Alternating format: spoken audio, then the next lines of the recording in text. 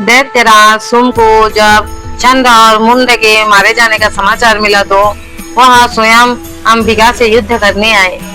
उसकी विशाल सेना ने अंबिका और काली को घेर लिया। तब ब्रह्मा विष्णु और महेश तथा सब देवताओं की शक्तियां जो जैसी ही पराक्रमी और बलवान थी नारी रूपों में उसके शरीर में प्रकट हुई।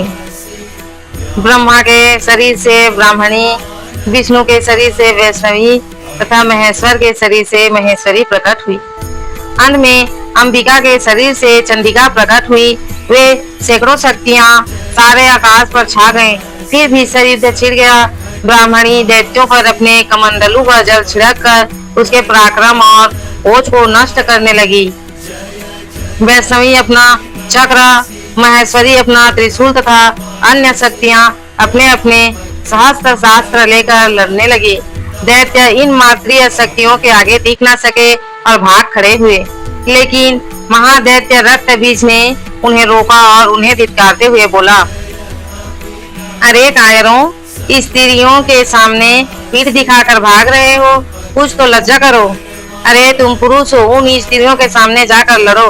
रक्त बीज लड़ने को आया तो इंद्र की शक्ति ने उस पर वज्र का प्रहार किया, जिससे उसके शरीर से रक्त का फुहारा सा फूट पड़ा। लेकिन धरती पर जैसे ही उसका रक्त गिरा, उसकी हर बूंद से उसके जैसा ही बलवान राक्षस पैदा होकर शक्तियों से लड़ने लगता।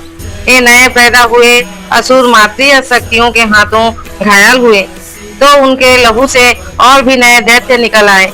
इस तरह युद्ध का स्थल हजारों रक्त बीजों से भर गया।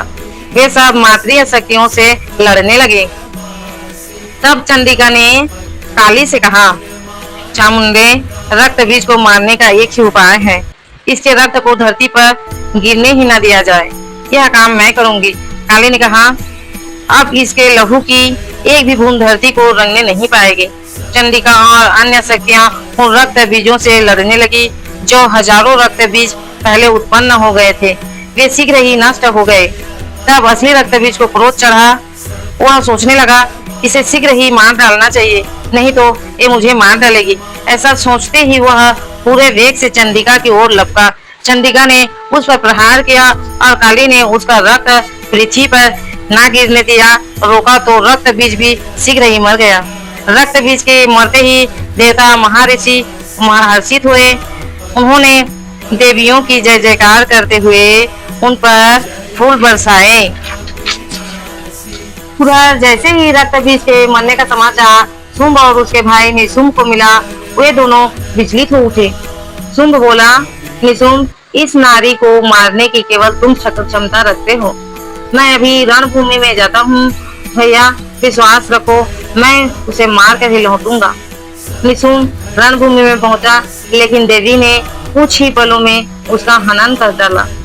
इस बार धरती को कपाता हुआ शुंभ दुर्गा के सामने पहुंचा और गरज कर बोला, दुर्गा, तेरी इस विजय में तेरा तनिक भी गौरव नहीं है। तूने और शक्तियों के बल पर ही मेरे सैनिकों का हनन किया है। तब माता दुर्गा बोली, अरे दुष्ट, मैं अकेली ही हूँ। इस जगत में मेरे अतिरिक्त दूसरा है ही कौन? ये सब देवियाँ मेरे ही विभिन्न रूप हैं। दुर्गा माता ने ऐसा उत्तर दिया। निशुंभ के देखते ही देखते सारी शक्तियाँ दुर्गा माता के शरीर में लीन हो गई। अब शुंभ ने दुर्गा को पकड़ा और उछलकर आकाश में चला गया। वहीं दोनों में घोर युद्ध हुआ। फिर दुर्गा ने असुर को धरती पर पटका और अपने त्रिशूल के प्रहार से उसके प्राण हर लिए। असुर शुंभ के मरते ही देवताओं के चेहरे पर रौनक लौट आई और वे देवी की स्तुति करते हुए उन पर पुष्प वर्षा करने लगे। जय माँ दुर्गा।